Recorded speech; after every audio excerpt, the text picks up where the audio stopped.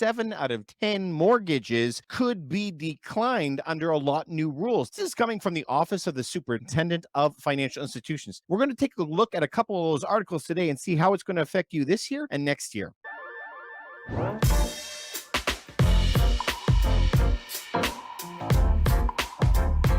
Ladies and gentlemen, some huge things are happening in the banking world, but man, is it going to affect you. 7 out of 10 mortgages could be declined under a lot new rules. Now, this is coming from the Office of the Superintendent of Financial Institutions. They make some rules that affect you that you don't actually even realize. So, we're going to take a look at a couple of those articles today and see how it's going to affect you this year and next year. Take a look at this. BMO's plans to fund Bank of the West deal shaken by surprise OSFI capital buffer changes. Listen, between me and you, we probably would look past that in a second, right? We wouldn't be paying attention to any kind of title like that, but it affects you. Why? Let's go down a little bit. The decision to raise the capital buffer that financial institutions must hold to 3% from 2.5%, citing increased risks from household indebtedness and the rapid rise of interest rates. Oh man, that is a mouthful. Okay, break it down. They need a buffer, extra money in the bank just in case, a capital buffer for the banks that they have to hold.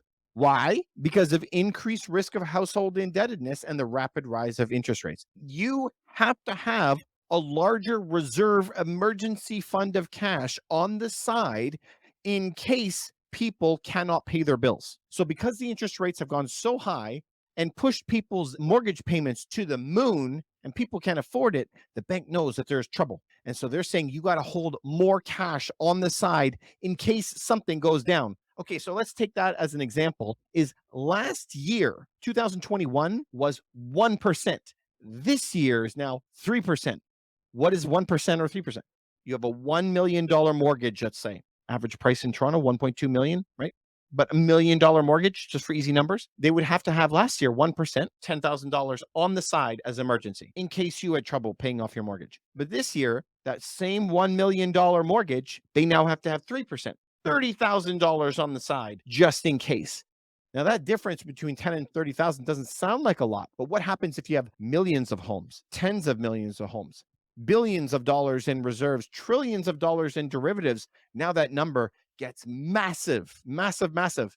And the bank is worried. The central bank of the countries are worried that people will not be able to pay that off. If they have to keep a huge stockpile of cash on the side, just in case, guess what? They can't lend that money out as mortgages.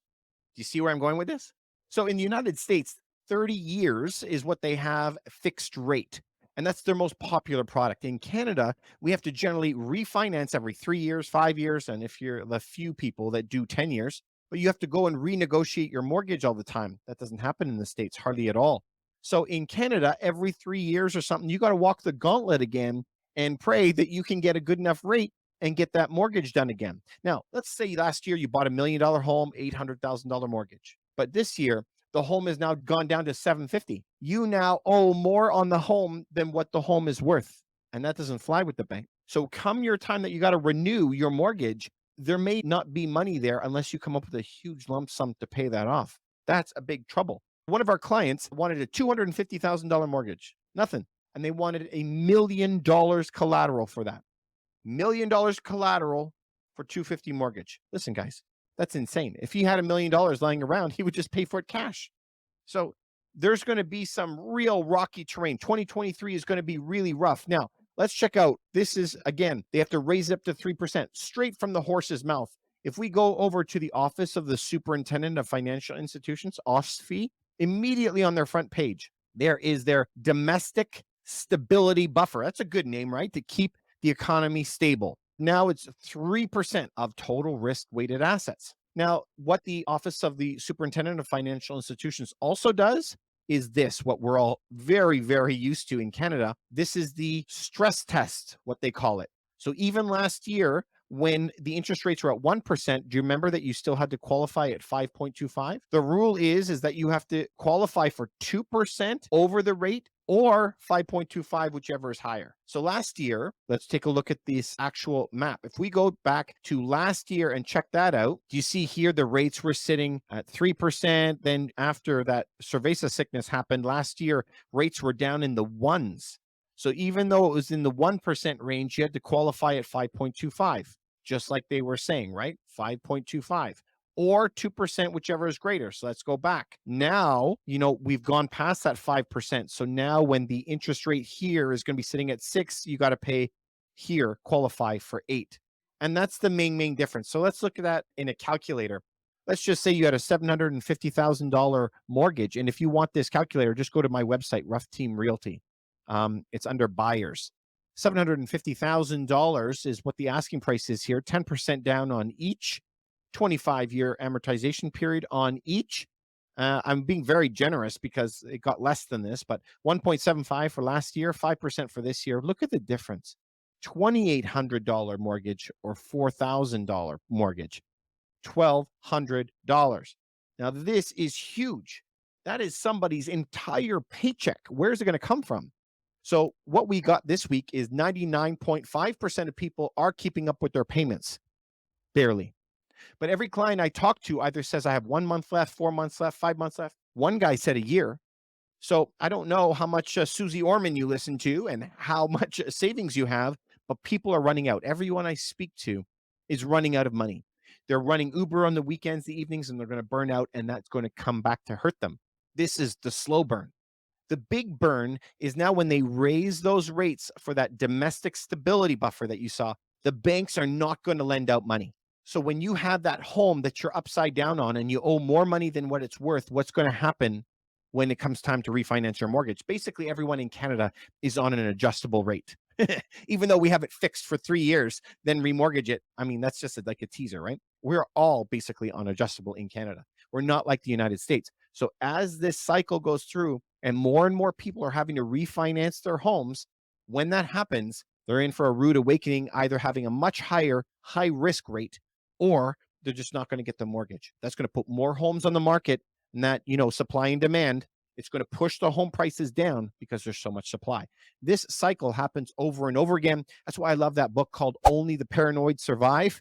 A fantastic book. I suggest it to everyone.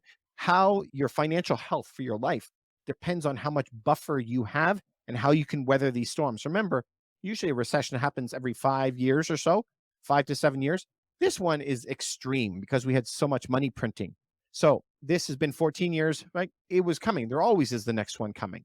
So your financial health depends on you learning how to ride out these bumps. And that's why I want you to have a good buffer going into 2023. We expect to see some real crazy stuff. Now, how high will it go is the very highest question that I get always on all the comments. Now, we have to take what the banks are saying. I actually believe them when they're telling us that the terminal rate will be around 5%, 5.25%. If we hit that rate, right, mortgages will be 6.5%, 7.5%, something like that. This will probably continue. And the banks are telling us that we will keep it at that high rate for another year. Will that happen? I doubt that. The bullwhip effect is very, very strong in Q4. We're going to find out all of that bad sales data probably in end of January and February when they report Q4. It's going to be rough. I don't think they're going to be able to hang on to these high rates for another year. I can't see that. I never thought they'd even get this high.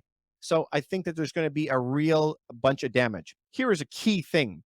A Fed pivot, which you see in all the YouTube videos, consists of 3 parts. Number 1, slowing the interest rate hike, pausing the interest rate hike, cutting.